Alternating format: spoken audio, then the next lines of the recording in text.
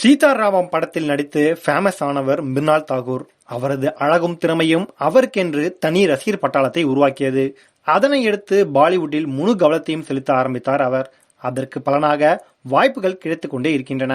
இது ஒரு பக்கம் இருக்க, அவரும் நடிகர் தனுஷும் காதலிப்பதாகவும் 2 பேரும் பிப்ரவரி 14ஆம் தேதி திருமணம் செய்து கொள்ளப் போவதாகவும் தகவல்கள் ஓட ஆரம்பித்தன. மராத்தி மொழியில் தனது திரைப்பயணத்தை ஆரம்பித்த மிருனாள் தாகூர் தொடர்ந்து ஹிந்தியில் நடிக்க ஆரம்பித்தார். அப்படிப்பட்ட சூழலில்தான் தெலுங்கில் சீதாராமம் படத்தில் நடித்தார். கடந்த 2022ஆம் ஆண்டு வெளியான அந்த படம் மெகா பிளாக்பஸ்டர் ஆனது.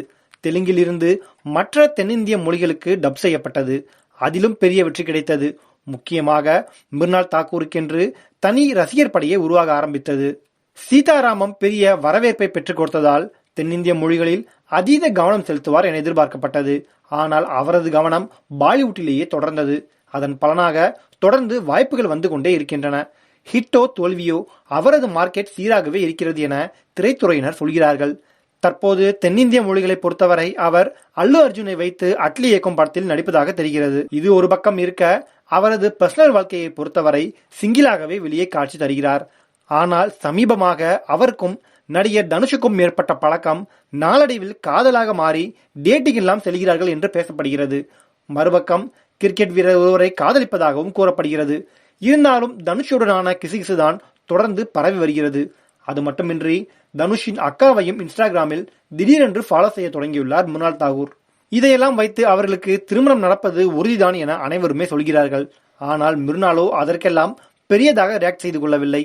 தன்னுடைய கரியரில் முழுக்க முழுக்க பார்வையை செலுத்துகிறார். தனுஷும் இது குறித்து எந்த ரியாக்டும் செய்து கொள்ளவில்லை.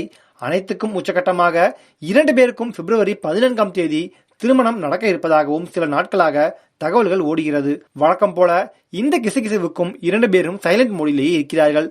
இந்நிலையில் மிருனாள் தனது ட்விட்டர் பக்கத்தில் ஒரு வீடியோவை ரிலீஸ் செய்திருக்கிறார். அதாவது கடலில் கப்பலில் செல்லும்படியான காட்சிகள் அதில் இடம்பெற்றிருக்கின்றன. பின்னணியில் ஆயுதத்தில் இடம்பெற்ற யாக்கை தெரி பாடலை ஒலிக்க விட்டிருக்கிறார். இந்த வீடியோ இப்போது சோசியல் மீடியாவில் ட்ரெண்ட் ஆகி வருகிறது.